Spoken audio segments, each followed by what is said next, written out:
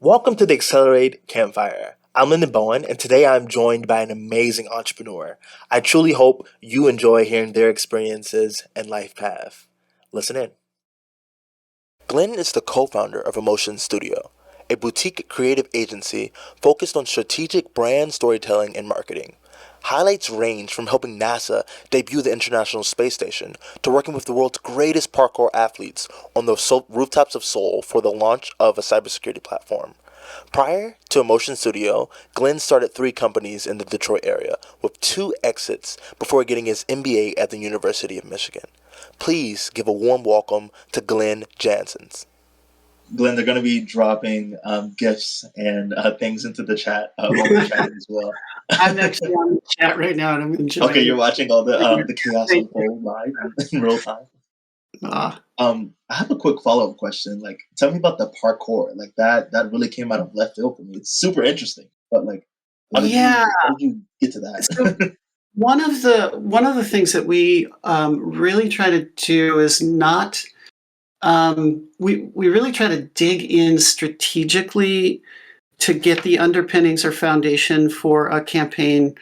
In this case, it was a launch of a SaaS platform that brought together all of these different tools. Cisco's a very big player in the cybersecurity space, one of the biggest. And they were frankly, by the way, nearby in Michigan, there's a company in Ann Arbor called Duo. That's Duo. I know Duo. One of their big acquisitions, which is about two-factor authentication. Anyway, this platform really covers the gamut. And so what we do is we'll dig in and we'll look at the landscape of what's going on. And we also, in the course of this project, had an amazing client who just super, super open-minded, and he kept pushing us even further. So essentially the brief was the way cybersecurity marketing is done today needs to change. Fear, uncertainty, and doubt. The whole hacker in the hoodie kind of concept was just so overplayed, and no shit, the internet's a dangerous place. Like boom.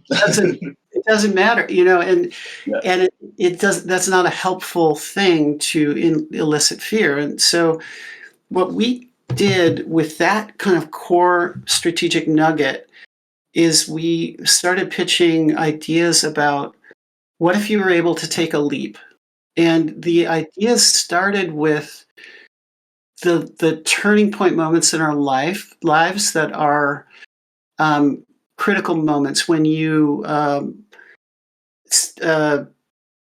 go for your first skating competition in figure skating as a young kid, when you step up to a microphone in front of a big crowd, like all of these kind of lean in, your heart's pounding kind of moments. And he saw the creative, as did the CMO at the time at Cisco, and they said, go further. And we're like, okay, we have this in our back pocket. We don't think you're going to love it. We're not sure on this one. And it was literally like, how about if we take this and move it into the literal direction? If with Cisco at your back, taking care of cybersecurity and ensuring that your business cybersecurity needs are met, you can take a leap, literally. And that's where parkour came in. And we started doing some research. They loved the idea. They're like, yes, go for it if you can do it safely. And we literally ended up contracting with a group called Storer, STORROR, if anyone knows that. And became great friends with a few members of the group. And they had done this thing recently over in Asia, on the rooftops of Asia. And so what we basically pitched is, let's repeat some of this and we'll make a whole campaign around it. And literally I'll see if I can dig up a link, but literally, it's one of the most sweaty palm moments I've ever had in a production. Yeah. They jumped between uh, two buildings, 23 stories up, 23 stories, man. and they had done Wow. this before. We wouldn't have done it had they not done it. I Right, right. They're experts. gave them every out in the world um, to say this is not something that you need to do, only if you're like really feeling it. And Right.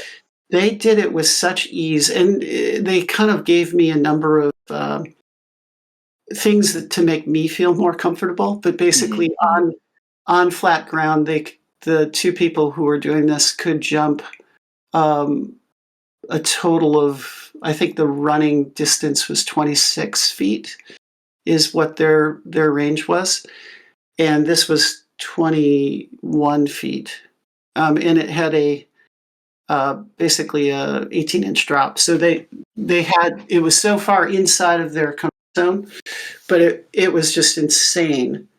And the thing was a huge hit. Like Yeah. just the whole concept of it was really really crazy. Oh, No, so, I mean, I see, sorry. Leslie, you pulled up some of the She work. dropped the link in there. Yeah. Yeah. I mean, I think Glenn, like you really, excel at knocking it out of the park, right? Taking these novel ideas and pitching it to the large companies as a entrepreneur yourself. I'm kind of curious a little bit about your background. The community voted on the question that they wanted to ask you today, which was, how did where you grow up influence you? Could you tell us a little Ooh. bit about that? I love that question.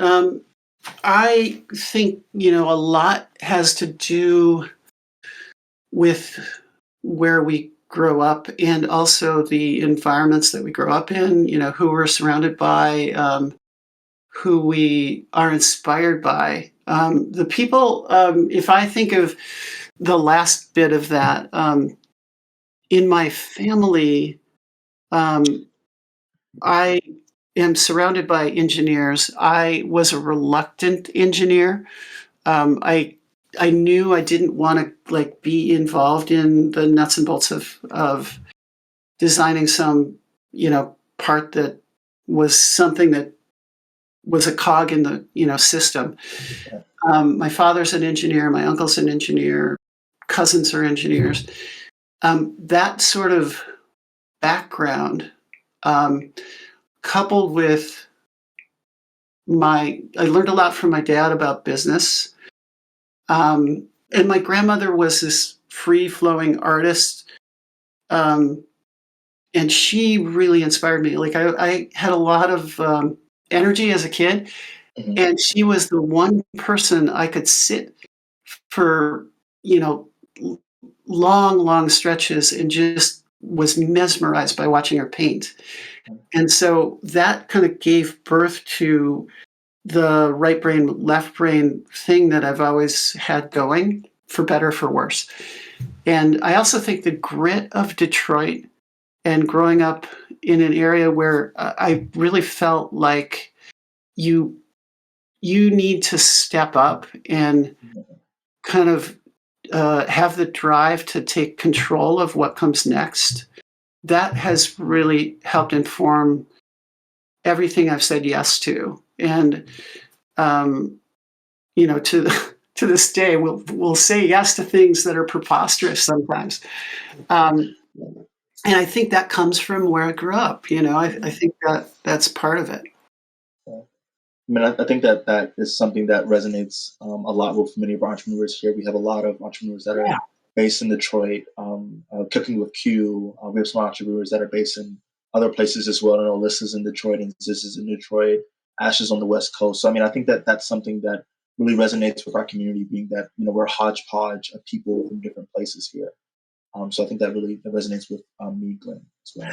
Yeah, it's interesting too. I've always been, really kind of drawn to storytelling, which, the hub of that is certainly in our country is Hollywood. And, Mhm. the second hub is New York. And I remember people in my life who doubted that I could do it because of my proximity. And I think that's just bullshit. Like there's you can do anything if you've got the drive and you seek out the resources around you. I think there's amazing talent coming out of anywhere, and I think if we put ourselves out there that this is something we're interested in and we're hungry to learn, there's always someone you can learn from that close proximity that has a lot of gift. And I do want to give just a bit of housekeeping for those in the audience. Guys, remember to engage in the chat and vote on the questions. This is an interactive podcast, so your guys' selections will be the questions that I actually ask Glenn here today. We have one from David here in the chat as well, Glenn. He wants to know how did storytelling specifically play a part in you being an entrepreneur? I think we navigate life through stories. It's something I really related to at a very young age, and I think businesses and brands are at best something we relate to as part of our own story. If they're doing a great job, it really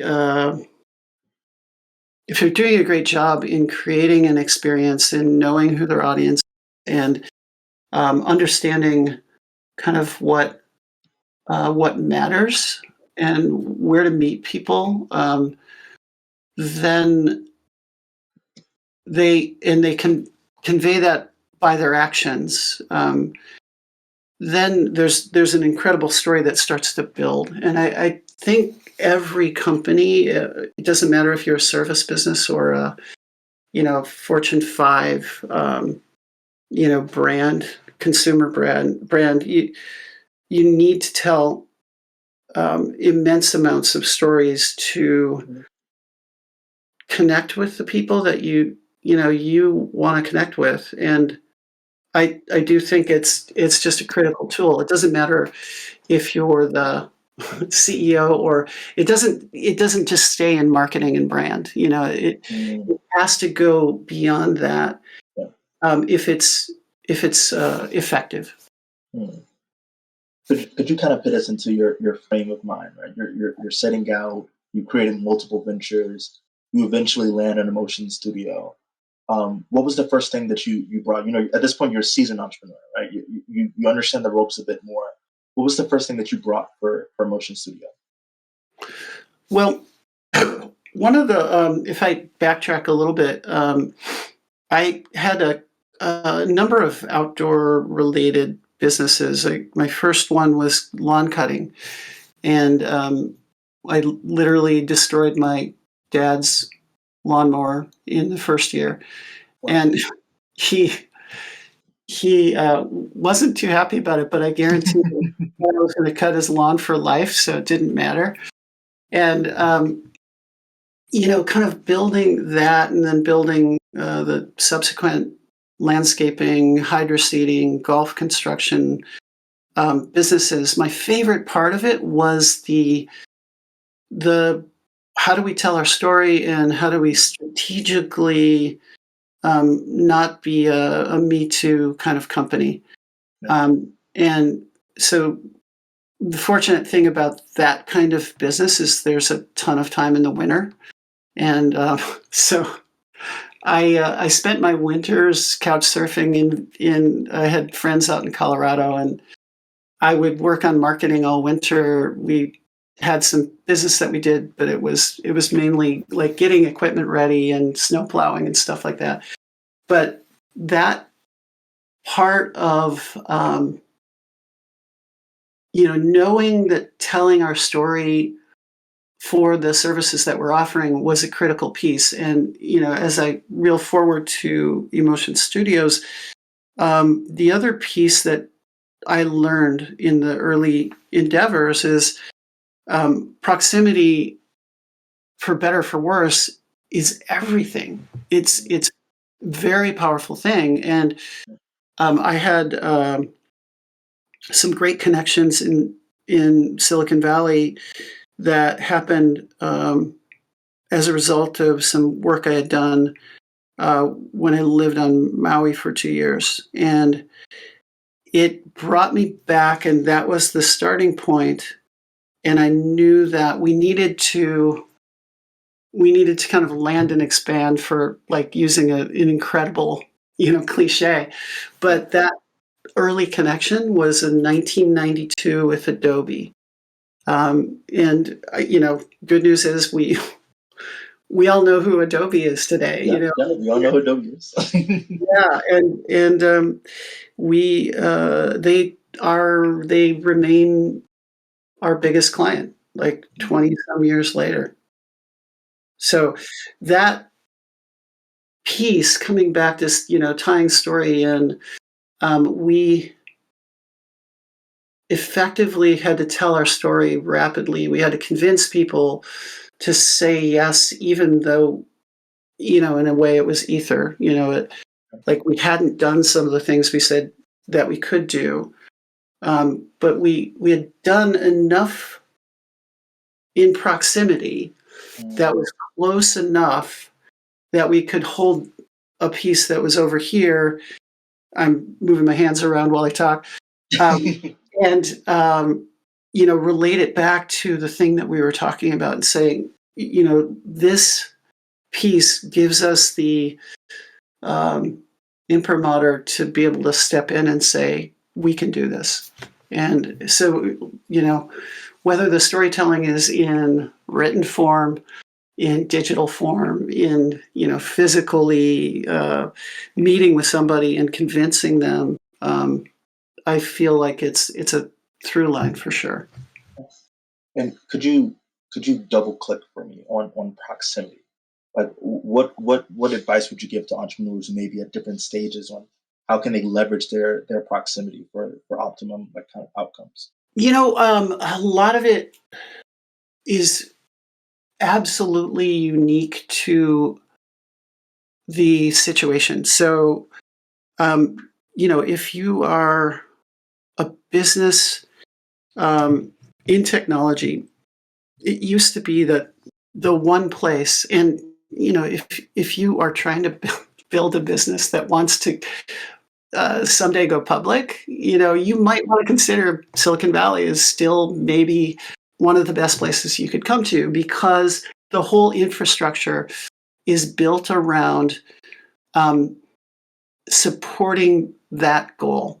And yet, the coolest thing is local and localizing an approach to something. Good ideas are everywhere, and they can literally come from any neighborhood if you look at what's in front of you, and you realize there's a better way. I think getting close to who has the biggest pain point that you're solving for, that proximity, like getting close in a sense of not doing something so esoteric that no one can relate to it, but really understanding what the needs are, and then literally eliciting that kind of feedback is incredibly helpful. I would say also, for sure, depending on what kind of business it is, there are mentors that you can get close to. There are leaders in the space. Sometimes like businesses like automotive, which is literally happening everywhere now. But there was a point in time when Detroit was the only place, and if you really wanted to succeed as either designer in automotive, someone who is feeding needed resources into that system, you needed the ability to kind of be close to it, and you needed to figure out how can I get close to my customer so that I understand what they need better, and so that they know who the hell I am and what I can bring to the table. I don't know if that's clear enough, but I just think getting in the right rooms, attending the right events. Um, Years ago, another like weird big thing that somehow I found my way into in 1993. Um, and wonderfully dating myself, but in '93, I attended my first TED conference when it was held in person at Monterey. Technology, Entertainment, and Design is what TED stands for, and the um, the connection I had at Adobe was one of the presenters there, and we literally helped him with his presentation, helped him with like creating some fun things that were projected while he was giving his presentation. He didn't have a ticket for me. I literally forged a ticket to get into TED. It was ridiculous. I would never suggest doing it, but it was Writing that down right now. I think that's my top takeaway right now. oh my god. And I don't want to kind of put that on my bio, but No, I'm joking. I'm joking. I in that event alone, I sat in the audience and met so many people that were influential in Emotion Studios being successful. I was 6 weeks away from Bill Gates. I was sitting next to the CEO of Steelcase, who remains one of our customers through the years, out of Grand Rapids. So sometimes you've got to do whatever it takes to get in the right room and kind of meet the right people. And for me, like, I'm not by nature an extrovert, so it's hard work. Yeah. But I'm also driven enough to push myself, because I believe in what I and my team and the group I work with can bring to the table, that it has purpose. And so me spending time with some of the people that can be game changers, I'm not wasting their time. I think that, speaking to the perseverance, speaking to pushing forward, what could you tell us maybe one or two moments in which, you made a large mistake or you were kind of shaky and moving forward with For emergency? sure. Yeah, yeah, yeah. God, so many. um, yeah. One of the, if I reflect now, because I've got so many years, I never thought we would be doing this business for more than 5 years or so, and yet it kept reinventing itself, and we're on version 7 now, after 20 some years, and I can definitively say that I needed to value my business sense more than my creative experience earlier on, and we're in the process of doing that. I've really doubled down on running the business as opposed to being a slave to it, and I for many years really valued creative expression over profit. And at some point, I was like, "This is ridiculous." I could be earning 3 or 4 or 5x, and we're struggling, and it's difficult on family and just stressful. But part of it was I was taking my eye off the ball on making sure the business was